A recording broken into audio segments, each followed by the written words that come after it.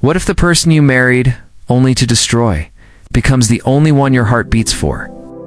The rain was pouring that evening when Alina stood before the mirror, fixing the last pin in her bridal veil. Her eyes were not filled with joy like most brides on their wedding day either. They were burning with fire, with a quiet rage that only she understood. For her, this wedding was not about love, not about building a life with someone new. It was about revenge. Her heart still ached whenever she thought of her father. He was a proud businessman. He had been ruined overnight. His empire, his reputation, his very dignity had been crushed. Alina believed there was only one man to blame, Arman Khan. The man who now waited at the altar, unaware that the bride walking toward him carried a heart sharpened like a dagger. The guests outside whispered about how perfect they looked as a couple. A fairy tale, some called it. No one knew the truth. This was no fairy tale. This was a war. Alina had sworn to destroy him the same way he had destroyed her family. She imagined herself as a silent storm entering his home, his life, and eventually, his soul. As she walked down the aisle, every step echoed her promise. I will make you suffer, Arman Khan. Her lips curved into a faint smile, but her chest was heavy with hatred. To the world, she looked like a bride in love, shy and glowing. Inside, she was a hunter moving toward her prey. Arman, standing tall in his tailored suit, had no idea of the storm hidden behind those coal-lined eyes. His gaze lingered on her longer than expected, as though he was mesmerized. Perhaps he really believed she had married him out of choice. Perhaps he thought fate had been kind to him. But Alina knew better. Fate had given her the perfect opportunity. To bring him down, the vows were exchanged. Rings slipped onto trembling fingers. When Arman touched her hand, Alina felt a chill crawl through her body. It wasn't love, not yet. It was the weight of her mission. Every smile I give you will be a lie. Every word I whisper will carry poison. That was the truth she carried with her as she became his wife. Yet, as the night drew deeper and the celebrations ended, Alina caught a glimpse of something unexpected. Arman laughed with the guests, not like the cold-hearted villain she had painted in her mind, but like a man with warmth, someone with secrets of his own. For a fleeting moment, her heart skipped confused by what it saw. She pushed the thought away. No, she told herself. This is only the beginning. I cannot afford weakness. Still, when their eyes met across the room, she couldn't deny the strange pull that passed between them. A dangerous feeling, one she had promised herself she would never allow. And so, Lena entered her new life, a bride with vengeance in her heart. But fate had already begun its quiet game, one that neither she nor Arman could escape. She thought her heart was her sharpest weapon, but what happens when that very heart begins to betray her? The first days in Arman's mansion felt like stepping into a world Lena had only seen in dreams, grand chandeliers glistening like diamonds, marble floors that echoed with history, and walls adorned with priceless art. Everything was perfect, elegant, untouched. Yet Alina reminded herself, this isn't my home, it's my battlefield.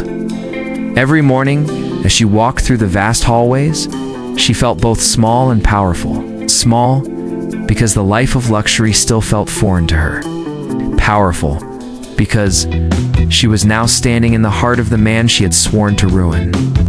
Every smile she gave to the servants, every polite word she exchanged with his relatives, everything was part of her carefully crafted disguise. But what unsettled her most was Arman himself. He wasn't what she expected. He wasn't arrogant or dismissive as she had imagined the man who destroyed her father to be. Instead, he was calm, almost gentle. At breakfast, he asked about her comfort. At dinner, he made sure she was seated beside him, introducing her proudly as my wife. His voice carried no malice, no cruelty. It only left her confused. Late at night, Alina would sit by the large window in her room, looking at the city lights. Below, she replayed her memories like broken film reels. Her father's defeated face, her mother's tears, the whispers of society that mocked them after their downfall. All of it fueled her anger, reminding her of her mission. Do not get distracted, she told herself. A soft voice and kind eyes cannot erase the truth. One evening, as she descended the grand staircase, she overheard a conversation between Armin and his lawyer. His tone was serious, burdened. "The old business war still haunts me," he said. Quietly, if only they knew the whole story. Alina froze. What story? Her father had told her Amon was ruthless, merciless, the man who stole everything. But here he was, speaking with guilt, as if there was more to the tale than she knew. Her chest tightened. Could it be that her father had hidden something? No, she shook her head. Lies. It had to be lies. Armand was only pretending. Perhaps this was his way of deceiving her too. That night at dinner, she decided to test him. She leaned closer across the table, her eyes sharp. "Armin," she said softly, "don't you ever regret the things you've done in business?" For a moment, his fork stilled. Then he met her gaze, his eyes surprisingly open, raw. "Every powerful man carries regrets, Alina," he answered. "But sometimes, life forces us into choices we never wanted to make." His words lingered in her ears long after the meal ended. They weren't the words of a cold enemy. They were the words of a man who had bled in silence. And against her will, Alina felt her armor crack. The days turned into weeks. And slowly, she found herself noticing little things. The way he set aside his phone whenever she entered the room, the way he never raised his voice, even when he was frustrated. The way he looked at her as though she was not just a wife by chance, but someone he had been waiting for. It was dangerous. Every smile she returned, every conversation she entertained, pulled her deeper into a storm she had promised to avoid. Her plan was to hurt him, to break him, to avenge her father. But in the quiet moments, when she caught her reflection in his gaze, she realized something terrifying. She wasn't just acting anymore. One night, as she passed through the library, she found him asleep on the couch, papers scattered around him. His face, softened in sleep, looked nothing like the enemy she had painted in her mind. For a long moment, Alina simply stood there, staring. Her hand itched to brush away the strand of hair falling over his forehead, but she clenched her fist. Instead, "Stay strong, Alina," she whispered to herself. "You ruined your family. Don't forget that." But her heart whispered back, "What if you've been wrong all along?" And for the first time since her revenge began, Alina felt afraid. Not. Revenge is simple when your enemy is a monster. But what do you do when the monster starts looking human? Maybe even someone your heart craves. Alina's plan had been straightforward from the start. Marry Armin, gain his trust, and slowly dismantle his life the way he had dismantled her father's. She wanted him broken, humiliated, destroyed. That was the vow she had made on the day she wore her wedding dress. The same vow she repeated each time doubt tried to creep into her mind. But living beside him, seeing his everyday life, his private moments, his unguarded self, was rewriting the story she had once believed so completely. One evening, Armand invited her to accompany him to a charity gala. The mansion buzzed with activity, servants, preparing outfits, and jewelry. Alina wore a deep red gown, her hair pinned elegantly, a look that symbolized power more than beauty. As she entered the hall where Armand waited, his eyes lingered on her, not with pride or possession, but with something softer. "You look breathtaking," he whispered, almost as if the words escaped without permission. Her heart fluttered against her will. She quickly masked it with a smirk. "I thought tonight was about charity, not flattery." Wait. He smiled faintly. "Sometimes kindness begins at home." The gala was filled with the city's elite politicians, businessmen, socialites.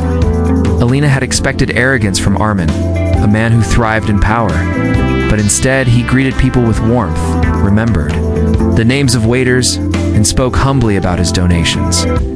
He wasn't the ruthless conqueror she had envisioned. Instead, he seemed like a man respected not just for wealth, but for the way he carried it. Midway through the evening, Alina overheard two men whispering near the balcony. "Armand never tells anyone, but half of his donations go to families ruined in the old corporate wars," one of them said. "He's been trying to make amends for years, Alina froze. Amends. Her father had painted Armin as a greedy villain, a man who had crushed weaker families for his own gain. Yet here she was, hearing stories of his hidden generosity. Confusion wrapped around her like chains. When they returned home that night, Lena confronted him not with anger, but curiosity. "Why do you hide your charity work?" she asked as he loosened his tie. Armand looked at her, his eyes heavy. "Because guilt is not something you erase with publicity, it's something you live with silently." The honesty in his voice pierced her. She wanted to hate him, to throw her father's pain in his face. But instead, she found herself asking, "What are you guilty of, Armand?" For a moment, his lips parted as if he wanted to confess. But then he simply shook his head. Some truths hurt more when spoken. That night, Alina lay awake, torn between rage and empathy. Her father's voice echoed in her mind, warning her never to trust this man. But her heart had begun keeping its own record every gentle look, every unselfish act, every secret sorrow she glimpsed in his eyes. Days turned into weeks, and slowly, Alina began slipping. Her plans of revenge grew blurry. Instead of searching for ways to ruin him, she found herself searching for signs of the man he truly was. She lingered in conversations with him longer than necessary. She laughed, genuinely laughed at his quiet humor. And when he placed his hand gently on the small of her back as they walked, she didn't flinch anymore. She let him, but guilt ate her alive. She was betraying her father's memory, her mother's pain, her own vow of vengeance. And yet, every time she looked at Armand, she couldn't stop wondering, had she been fighting the wrong battle all along? One stormy night, as rain lashed against the windows, Alina found herself in the library again. Armand was there too, sipping whiskey, staring into the fire. The flickering flames danced over his face, making him look both powerful and vulnerable. "Why do you keep your distance, Alina?" he asked suddenly, his voice low, her breath caught. "Maybe because I don't know who you really are." He turned to her, his gaze unwavering.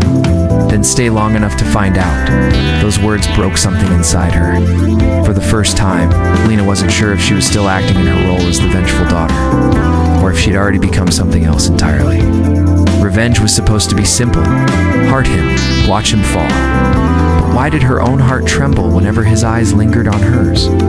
Alina had entered this marriage with one thing carved into her heart: revenge, to remember the sleepless nights. When her father's company collapsed, when her family's honor was dragged through the dirt, and the whispers in the streets that branded them as failures, at the center of it all was one name: Armand, the man she now called her husband. She had vowed to break him from the inside, to see him suffer the way her family had. And yet, as the days turned into weeks, the plan she had held on to so tightly began to blur with unexpected emotions.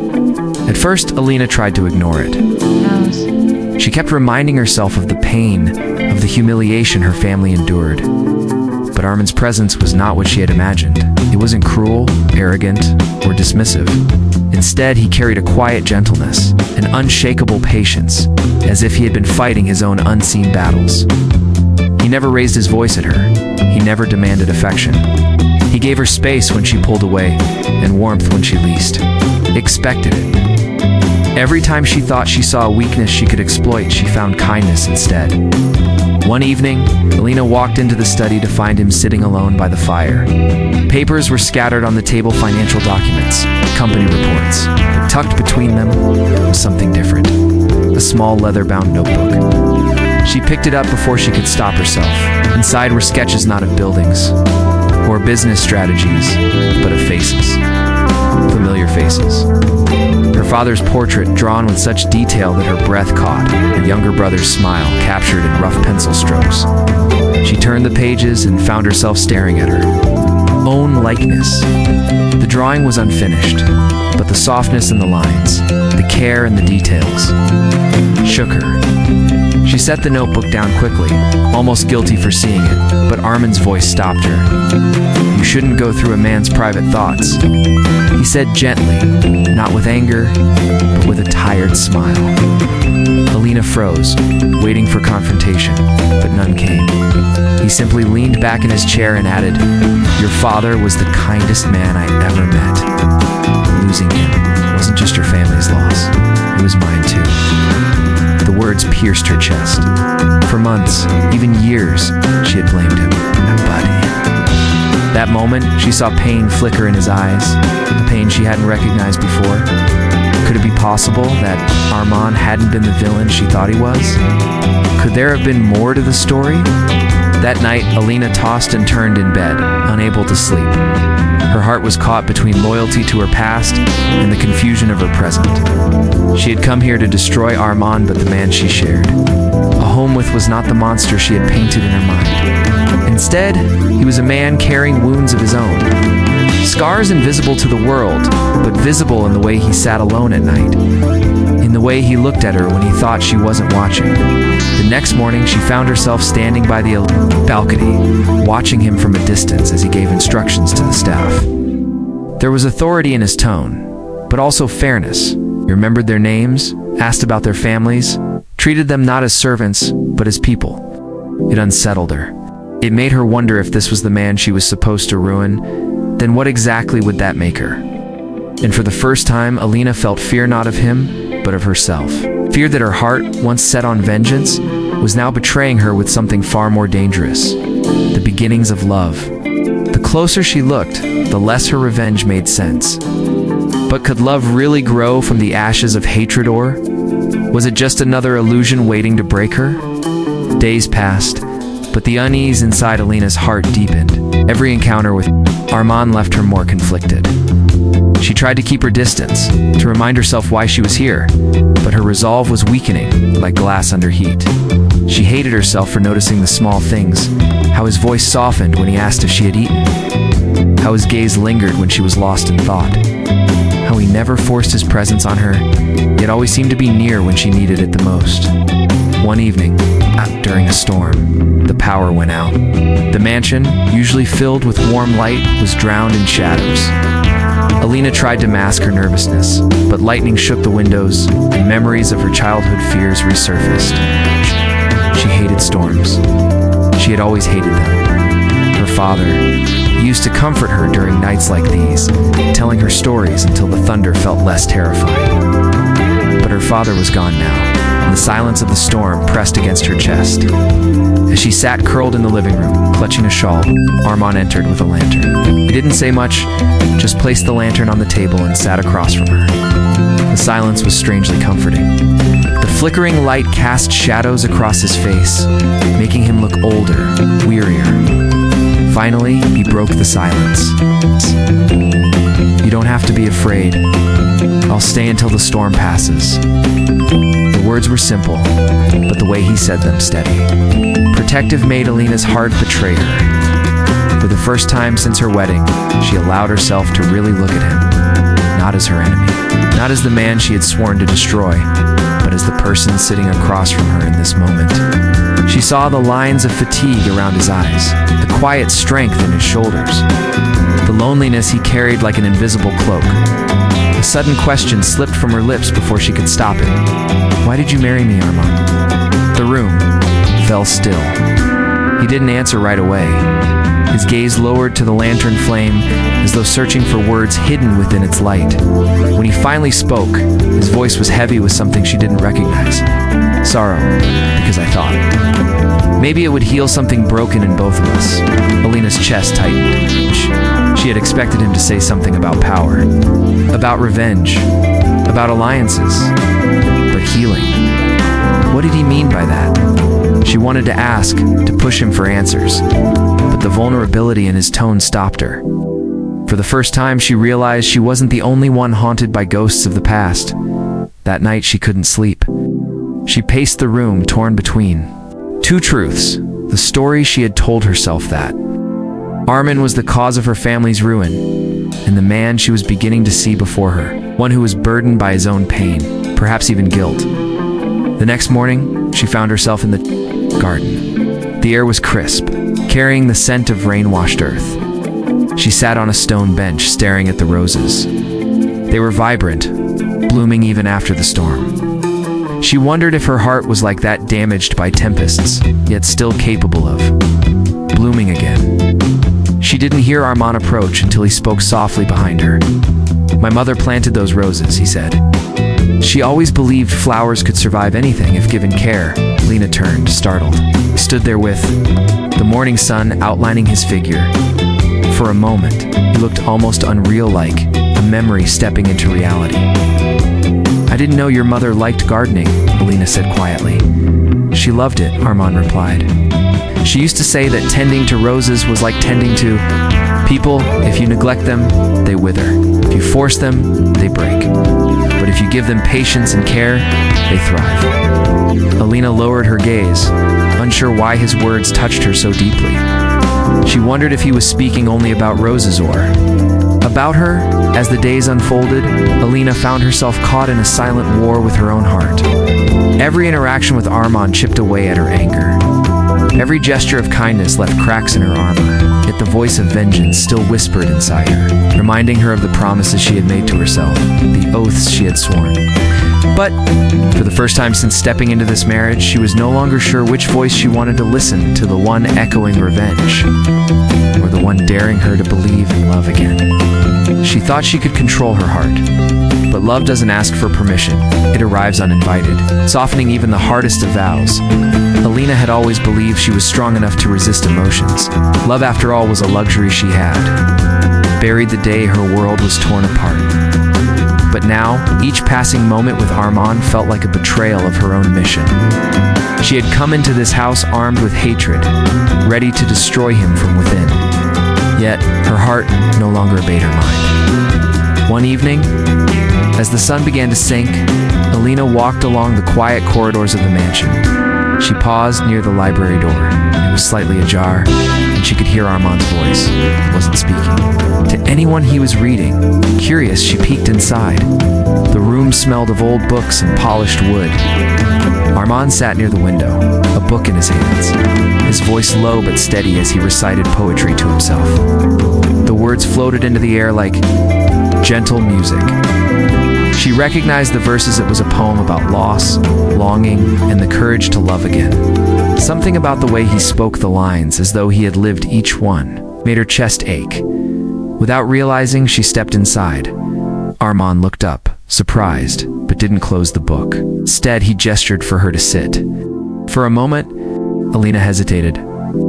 But then, as though drawn by an invisible force, she walked closer and sat across from him. "You like poetry?" she asked, her voice softer than she intended. Armand smiled faintly. "It helps me understand what I can't always say out loud." That answer unsettled her. She wanted to know what it was that he couldn't say, what secrets lay hidden beneath his calm exterior. But before she could ask, he closed the book and set it aside. "You remind me of this poem," he said quietly. Her breath caught. "Why?" "Because you carry storms in your eyes," he replied. "But behind them, I see a strength that refuses to break." The words lingered in the air, heavy and dangerous. Alina's heart raced. She wanted to dismiss them, to laugh it off, to remind him and herself that she was here for revenge. But she couldn't. Something inside her trembled at the thought that he could see her so clearly. That night, Lena lay awake, staring at the ceiling. His words echoed in her mind. "Storms in your eyes." She hated that he noticed things about her that even she tried to bury. She hated that part of her wanted to believe he truly understood her. The next morning, she went to the village market with the house staff. It was her first time stepping out since the wedding.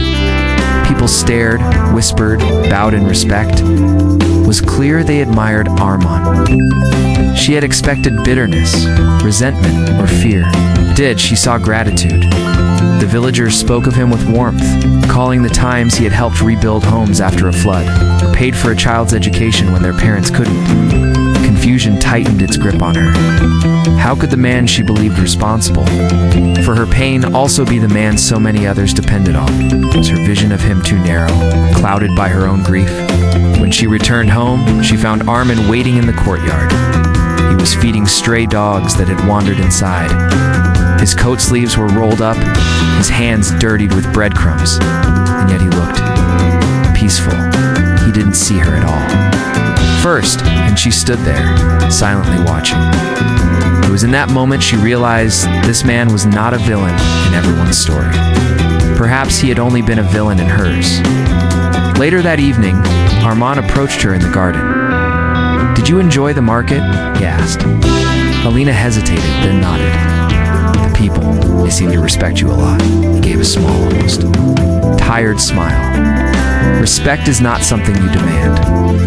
It's something you earn, one choice at a time." Alina wanted to challenge him, to remind him of the choices that had destroyed her family. But the words died on her lips. For the first time, she wasn't sure if she knew the whole truth. Her heart was no longer her. Aliet had become her betrayer. Each beat seemed to whisper, "What if you were wrong about him? What if revenge isn't the answer you've been searching for?" But admitting that would mean questioning everything. Alina wasn't ready, at least. Not yet. When the line between revenge and love starts to blur, the heart becomes both the battlefield and the prize. Amara's world had shifted in ways she never imagined. The sharp edges of her plan for revenge were softening, dulled by the unexpected. Warmth she found in Adrian's presence. Nights once fueled by hatred were now haunted by confusion. Why did her heart race when he looked at her that way? Why did she feel a pang of guilt each time she remembered that this marriage had started as nothing more than a weapon? Adrian, on the other hand, seemed more alive than ever. His once quiet, guarded demeanor had been replaced by subtle acts of kindness that made Amara's walls crack without her permission. He left her notes tucked in between books, made her tea when she worked late, and listened carefully when she spoke about her father, the very man whose downfall Adrian's family had orchestrated. But what unsettled her most was the way he looked at her, not with suspicion or arrogance, but with genuine affection. As if he had waited his whole life for her. Still, the storm of revenge lingered in Amara's heart. Late at night, when Adrian was asleep, she would open her drawer and look at the evidence she had collected against his family, the contracts. The signatures, the hidden betrayals. Her plan was still within her grasp. She could ruin everything with a single move. But as her fingers brushed over the papers, her chest tightened with doubt. Would destroying Adrian's world really heal her wounds? Or would it destroy the only person who had unexpectedly mended her broken heart? Adrian, meanwhile, carried secrets of his own. He wasn't blind to the shadows in Amara's eyes, the way her smiles sometimes faltered, or how she seemed torn between closeness and distance. But he didn't confront her. Instead, he hoped that by showing her love, he could heal whatever darkness chained her heart.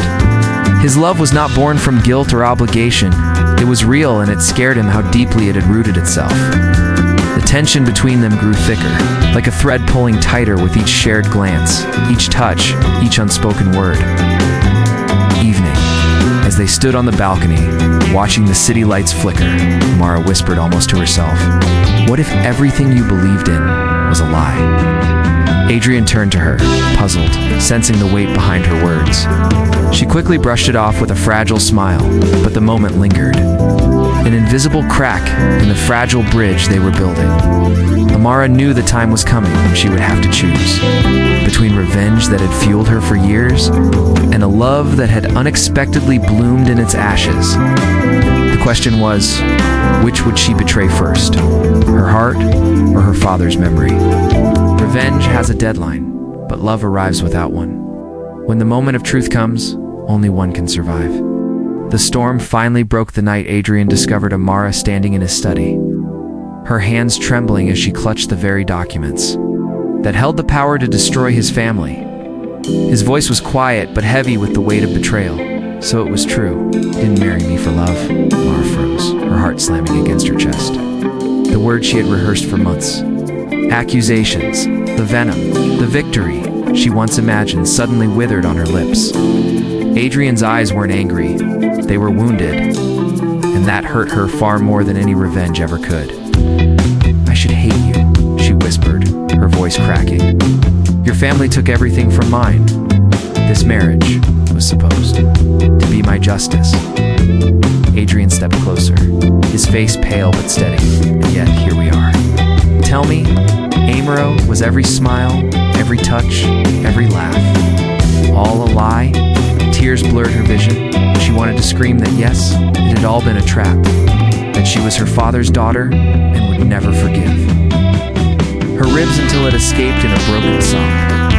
No, it wasn't a lie. I don't know when it changed, but somewhere between the hate and the plans I fell in love with you.